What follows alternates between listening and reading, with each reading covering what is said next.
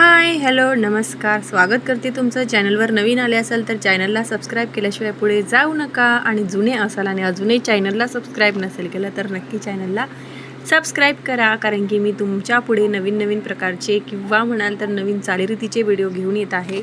आणि प्रत्येकाच्या वेगवेगळ्या चालीरीती आहेत, परंपरा आहेत आणि त्या कशा असतात ह्या मी तुम्हाला आता सांगणार आहे. तर आमच्याकडे विदर्भाकडे ज्या परंपरा असतात मी त्या सगळ्या परंपरा तुम्हाला शॉर्टकट करून सांगत आहे. तर तुम्हाला नक्की आवडेल आणि व्हिडिओ शेवटपर्यंत नक्की बघा. तर आज आलोत आम्ही नवरीच्या घरी नवरीला न्यायसाठी. ह्याच्या अगोदरची जर तुम्ही व्हिडिओ बघितले नसाल तर नक्की माझ्या चॅनलवरती जाऊन पूर्ण लग्नापर्यंतचे व्हिडिओ तुम्ही बघू शकता.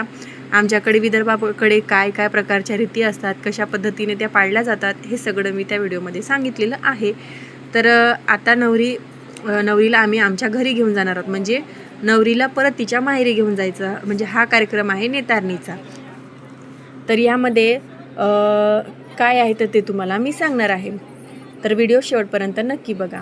तर हे बघा, नवरदेव आहेत. नवरदेवाला आलाय आळस येणारच नाव, कारण की नवरदेव नवरीला खरंच खूप जागरण होतं आणि ते नवरदेव नवरीच्या चेहऱ्यावरतीच तो स्ट्रेस दिसत असतो की झोप झालेली नसती. खरंच असतं ते, पण असो. तर उष्णता पण खूप आहे. तर चला आपण वळूया आपल्या मुद्द्याकडे.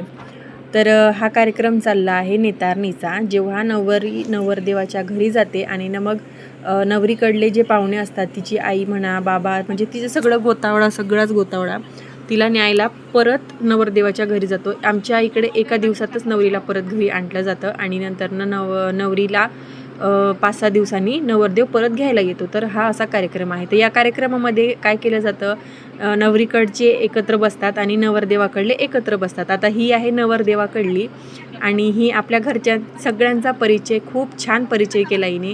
म्हणजे आमच्याकडे सध्या परिचय असा काही रीतिरिवाज नव्हता, पण हा आता भंडारा जिल्ह्याकडनं आलेला आहे. पहिले असा काही रीतिरिवाज नव्हता. फक्त आपले नवरदेव मुलगा जो आहे तो नवरीच्या वडिलांच्या जवळ जाऊन बसणार आणि नवरी आहे ती सासूच्या जवळ ती जाऊन बसणार. तर हा काय प्रकार आहे मी हे तुम्हाला सांगते. तर यामध्ये नवरदेवाकडले एकत्र बसणार, नवरीकडची एकत्र बसणार आणि जी नवरीची आई आहे ती नवरदेवाकडच्यांना सगळ्यांना महिलांना हळदी कुंकू आणि एक पीस देणार आणि त्यांना गळा भेट करणार. आणि नवरदेवाकडली जी आई आहे नवरदेवाची, ती नवरीच्या इकडे जाणार, सगळ्या महिलांना हळदी कुंकू लावणार आणि त्यांची गळा भेट घेणार. असा हा कार्यक्रम आहे. आणि त्यानंतर मग जो नवरदेव असतो त्याला नवरदेवाचे वडील असतात, ते नवरीच्या वडिलांजवळ नवरदेवाला आणतात आणि म्हणतात तुमचा की आमचा. मग नवरीकडचे म्हणणार आमचा. आणि मग नवरीकडचे जे असतात ते नवरदेवाच्या इथे नेऊन नवरीला बसवतात आणि मग नवरीच्या सासूला म्हणतात तुमची की आमची. मग ते म्हणणार आमची. असा हा कार्यक्रम आहे. आणि तुम्ही बघत असाल तर इथे सगळ्या लोकांची गळाभेट घेतली जाते. नवरदेवाकडले नवरीच्या इकडले गळाभेट करतात आणि नवरीच्या इकडले नवरदेवाकडची गळाभेट करतात. म्हणजे हा सहसा कार्यक्रम तुम्ही म्हणसाल तर हा परिचयाचा कार्यक्रम आहे, की आपल्या संबंधांमध्ये कोण काय आहे किंवा कोण कोणाला कसं होतं, नात्याने कोणतं मोठं आहे किंवा काय, हे सगळं ह्या परिचयातून कळतं. आता ह्या नवरीची आई म्हणजे आम्ही पहिल्या नवरीच्या घरी आलो, आम्ही दुसऱ्या नवरीच्या घरी गेल्यावरती मी तो पण व्हिडिओ अपलोड करणारच आहे. तर ही आहे मोठी नवरी. आणि तुम्ही बघा आता ही नवरदेवाला सॉरी मला बोलता येत नाही पटपट. तर नवरदेवाला आता घेणार आणि नवरीच्या वडिलांच्या समोर बसवणार आणि त्यांना विचारणार की तुमचा की आमचा. मग नवरीचे वडील म्हणणार की आमचा. आणि नंतर मग नवरीचे वडील नवरीला ऑलरेडी बसवलेलंच आहे, तुम्हाला सांगितलंच मी. नवरीला ऑलरेडी बसवलं आहे आणि त्यांना अगोदरच विचारलं आहे तुमची की आमची. तरी ह्या नवरीची आई काही येऊ शकली नाही. तुम्हाला मी मागच्या व्हिडिओमध्ये सांगितलेच होतं की त्यांचा थोडासा प्रॉब्लेम आहे, त्याच्यामुळे ते काही येऊ शकत नाही.